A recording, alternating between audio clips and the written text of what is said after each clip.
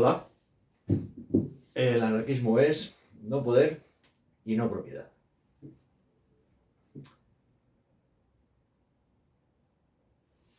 Se supone que el motivo básico por el que los anarquistas no aceptan el poder es que de alguna forma lo que están pidiendo es libertad.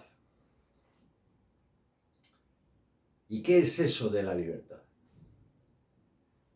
Porque la tentación sería decir que hay muchas definiciones, pero en realidad hay muy pocas. La razón es que es algo que no está excesivamente claro a niveles teóricos, y no está claro por dos razones. Históricamente, el ejercicio de la libertad podía ser pernicioso porque podía conducir al pecado.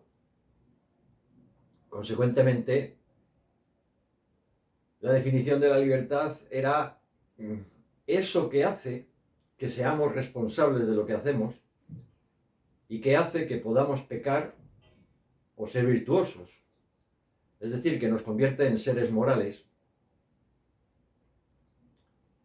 y por tanto responsables de nuestras acciones. Evidentemente, si la definición de libertad está sujeta a un código moral, pues se trata de una libertad condicionada. Eres libre para hacer el bien. Y si no haces el bien, no eres libre. Eres un libertino. Después de eso, es decir, cuando el aspecto moral ligado al comportamiento ético ya no se consideró suficiente para fundamentar una idea de libertad, surgieron otras dos posibles fuentes de definición, una política y otra económica. La definición política de la libertad básicamente es que tú puedes elegir al que va a gobernar. Esa es la definición básica de libertad. De hecho, en este momento, cuando se habla de libertad en los medios, de lo que se está hablando es de si una determinada sociedad, un determinado país, tiene o no tiene elecciones, tiene o no tiene la capacidad de que sus ciudadanos decidan quién va a gobernar. Un país que tiene esa posibilidad es un país libre, y un país que no tiene esa posibilidad es un país que no es libre. De manera que la libertad es libertad política, y la libertad política es el ejercicio del derecho al voto. En esto ya ha desaparecido el concepto de pecado y por tanto el concepto de responsabilidad. Es decir, somos libres simplemente si votamos. No tenemos por qué votar bien, no tenemos por qué votar de una forma o de otra, porque se supone que el fundamento jurídico de esa libertad política lo que defiende y lo que postula es que la libertad de uno es tan buena como la libertad de otro. Y cada uno puede pensar lo que quiera y simplemente debe permitirse la diferencia de opiniones en el nivel político. La otra fuente de definición es la economía. Podemos tener mercados intervenidos, podemos tener mercados fuertemente estatalizados, o podemos tener mercados libres, que es una cosa muy curiosa, pero evidentemente tenemos datos históricos de sociedades en las que esa libertad económica ha estado más restringida que en otras sociedades. De manera que es libre el que es libre para comprar y vender.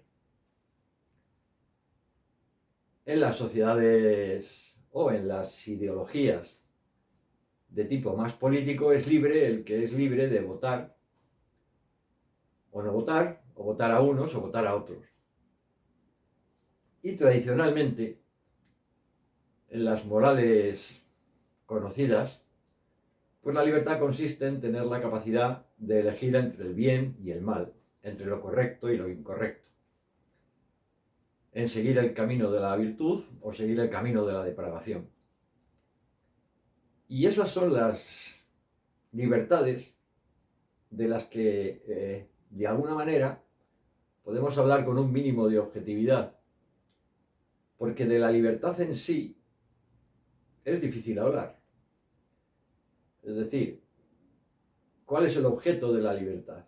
Que no haya limitaciones. Estamos sujetos a la ley de gravitación universal. Estamos pegados al suelo porque la masa de la Tierra atrae de manera muy potente a nuestra masa. ¿Podemos hacer lo que queramos? Pues parece que, aunque solo sea, existen ciertas reglas de convivencia, de educación, que hacen que vivir en sociedad no sea excesivamente desagradable. De manera que, ¿qué es la libertad? Hacer lo que yo quiero, es decir, la ausencia de limitaciones. Si la libertad es la ausencia de limitaciones, pues evidentemente no podremos hablar nunca de libertad, porque vamos a tener limitaciones necesariamente. Yo no soy libre de sentarme y cenarme un elefante. Simplemente no puedo. O sea, por mucho que me esfuerce, es muy grande para que me lo coma todo. Es decir, vamos a tener siempre limitaciones.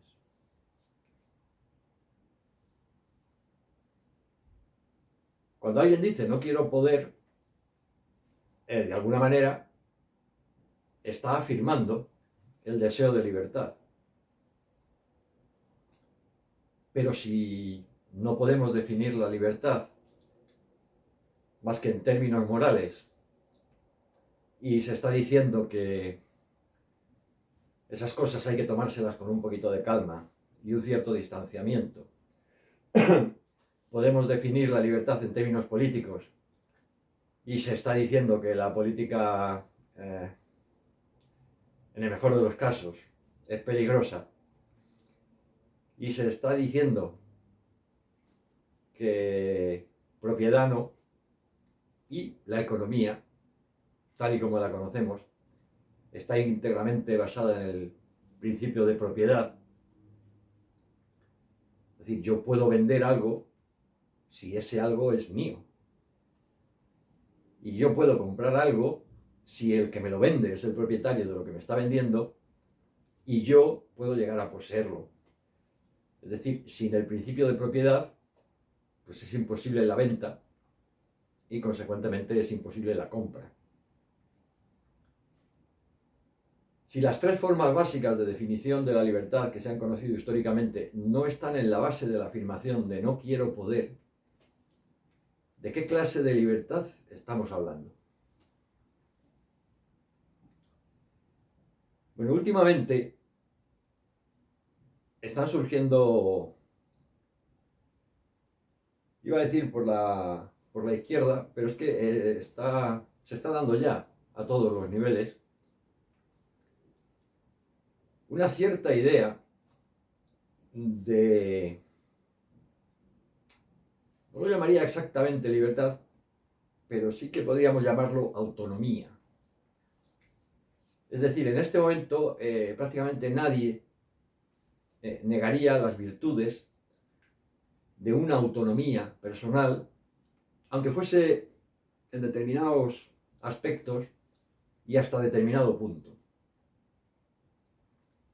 Pero parece que es necesario tener esa autonomía, es necesario tener esa posibilidad de elegir, que al final es una posibilidad de decidir. Es decir, parece que todo el mundo ya va aceptando que no tienes vida si no puedes decidir cómo vives y que sobrevivir, es decir, comer, pues es imprescindible, pero hay algunas cosas más. Y hay más cosas que el simple alimentarse. Y esas cosas parecen ser importantes para constituir lo que en este momento se consideraría un ser humano completo.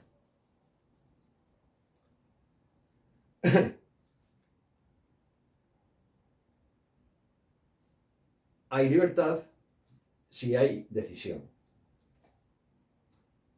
Y entonces tenemos libertad política. Entonces nosotros somos libres para votar o para no votar. Y somos libres para votar a unos o para votar a los otros. Nosotros somos libres para comprar o para no comprar. Y, de momento, no parece problemático, a ningún nivel teórico, que somos libres para aceptar una u otra opción moral.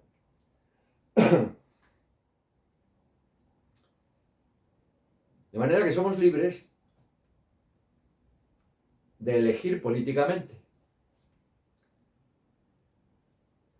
Pero carecemos de la posibilidad de rechazar lo que se elige.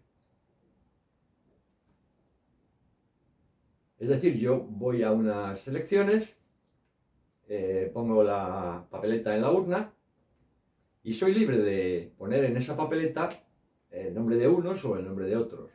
Incluso soy libre de poner o no poner esa papeleta.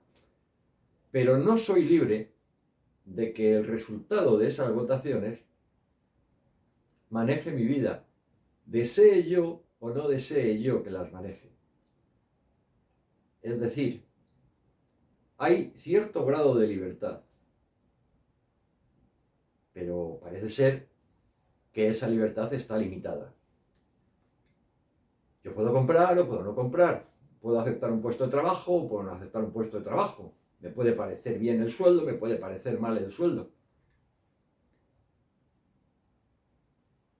Parece ser que en términos económicos puedo aspirar a la libertad. Lo que no puedo hacer es coger un trozo de terreno y dedicarme a criar abejitas, porque parece ser que son muy importantes para la polinización y porque me gusta la miel. Y además me gusta mucho en casa iluminarme con velas. Entonces, pues, me pongo mis abejitas, dan su cera, dan su miel, y yo soy tan feliz. Pero no puedo. Es decir, yo soy políticamente libre, pero no puedo vivir sin la imposición de las votaciones políticas. Yo soy económicamente libre, pero tengo que asumir la propiedad que otros dicen que es suya. De modo y manera que parece ser que si tú estás integrado dentro del sistema, tienes un montón de libertades. Pero si no estás integrado dentro del sistema, lo que tienes es un montón de limitaciones. Y sin embargo, esas limitaciones no se tienen en cuenta, no se valoran, o simplemente ni siquiera se desean considerar. Hay una razón que dan, que es que siempre ha habido poder. Siempre ha habido poder y el poder siempre ha ido cambiando sus formas y la manera en que se ejerce. Sin embargo, debe haber poder. Al final, dado que no hay ninguna razón para que lo haya, porque es que no hay ninguna razón para que lo haya, con lo que nos encontramos es con que el poder es una especie de necesidad personal de algunas personas. Hay determinadas personas que para realizarse necesitan ejercer el poder y hay algunas personas que para sentirse tranquilas necesitan sentirse sujetos a alguna clase de poder. Entonces estas personas han llegado a la conclusión de que lo que más les gusta pues es que haya unas elecciones y así cada cierto tiempo se puede modificar el gobierno, los que tienen el poder. Esto parece ser que es muy ameno y mantiene interesada a la afición. Y se nos dice que es que si no hay poder, lo que vamos a tener es el caos. Pero no se aporta ninguna prueba. Es decir, no hay absolutamente ninguna prueba de que donde no hay poder hay caos. Y sin embargo, sí tenemos pruebas de que se producen situaciones caóticas cuando muchos quieren conseguir el poder. Si lo tiene uno y lo tiene de una forma más o menos clara, la cosa funciona con suavidad. Pero si son muchos los que quieren el poder y tienen posiciones aproximadamente parejas y capacidades aproximadamente similares de conseguirlo, pues entonces es cuando surge el caos. El caos no surge de la ausencia de poder. Los caos que conocemos, aparte de los terremotos, volcanes y esas cosas, no se deben a que no haya poder. Se deben a que hay demasiadas instancias deseando conseguir ese poder. Decir que el no poder es el caos, pues es una afirmación que a día de la fecha nadie ha demostrado nunca. Y sin embargo, se da por supuesto.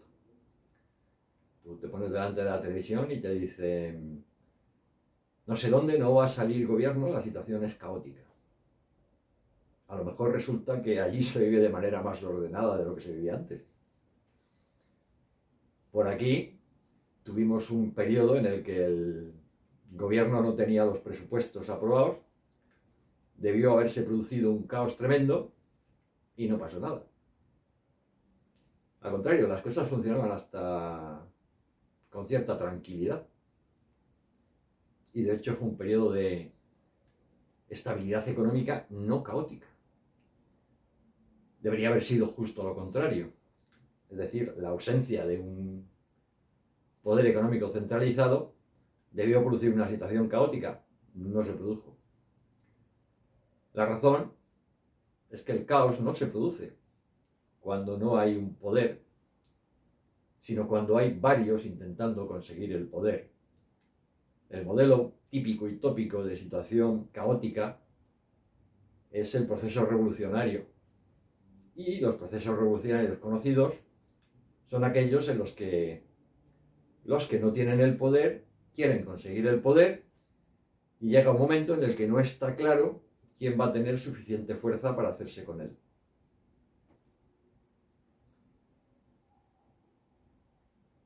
Y con todo esto, ¿qué es la libertad?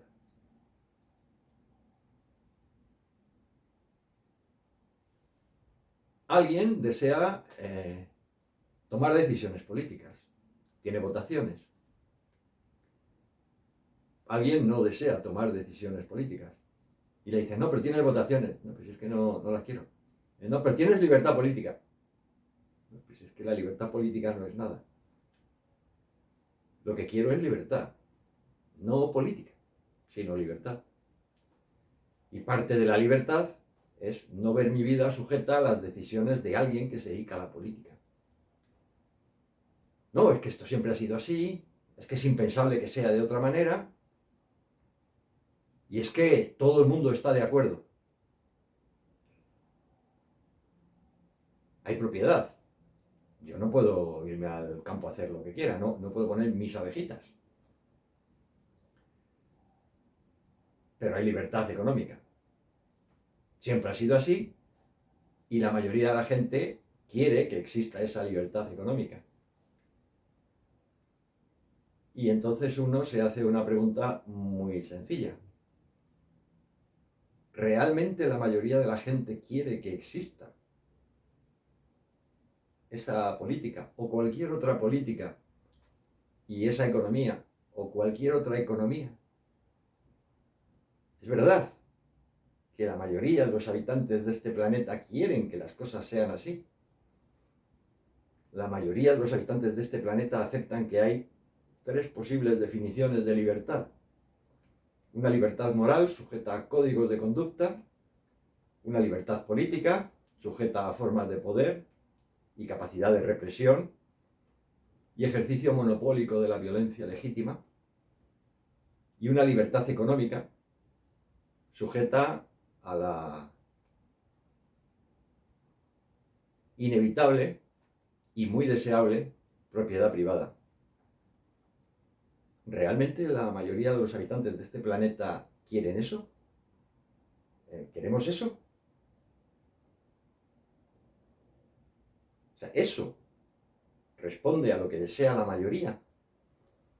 ¿O eso es la imposición de una minoría? Es una pregunta rara.